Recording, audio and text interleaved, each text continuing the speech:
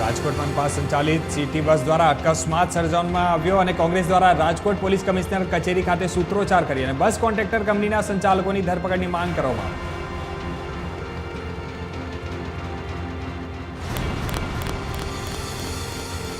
જમ્મુ કાશ્મીર ભૂસ્ખલન અંગે અરવલ્લી કલેક્ટરનું નિવેદન. અરવલ્લી કલેક્ટરે જમ્મુ કાશ્મીર કલેક્ટરનો સંપર્ક કરતા તમામ યાત્રિકો સુરક્ષિત હોવાનું જણાવ્યું અને 46 શ્રદ્ધાળુઓને સોફિયાનાની હોટલમાં રહેવાની વ્યવસ્થા કરાઈ.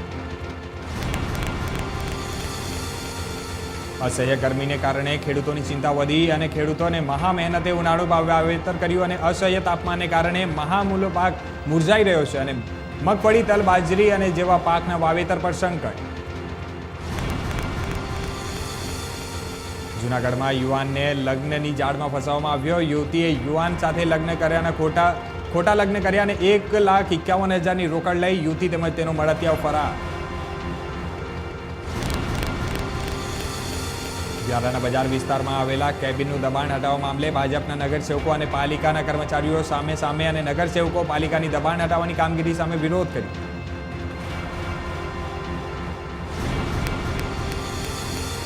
સુરેન્દ્રનગરના પાટડીના સૂરજપુરા ગામે કેનાલમાં ગાબડું પડતા ખેતરો ફેરવાય બેટમાં. કેનાલ રિપેરિંગની કામોમાં ભ્રષ્ટાચાર થતા હોવાનો ખેડૂતોનો આક્ષેપ અને તાત્કાલિક કેનાલ રિપેરિંગ કરવા માટેની માંગ ઉઠી.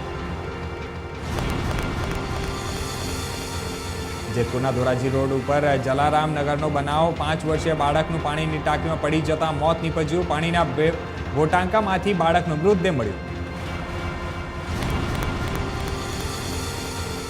લુણાગરા ગામે જમીન બાબતે મારામારીનો બનાવ આવ્યો સામે. જમીનમાં રસ્તા બાબતે પાવડાના હાથા વડે મારામારી અને મારામારીમાં 3 વ્યક્તિઓ ઈજાગ્રસ્ત.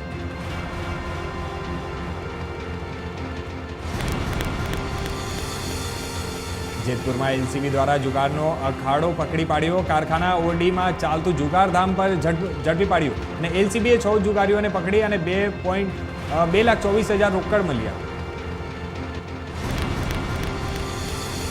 પાલનપુર પંથકની સગીરા ઉપર દુષ્કર્મ ગુજારનાર 4 આરોપીઓને સેશન્સ કોર્ટે આજીવન કેદની સજા ફટકારી. 2022માં સ્કૂલે જતી સગીરા ઉપર દુષ્કર્મ કરવાની ઘટના બની હતી.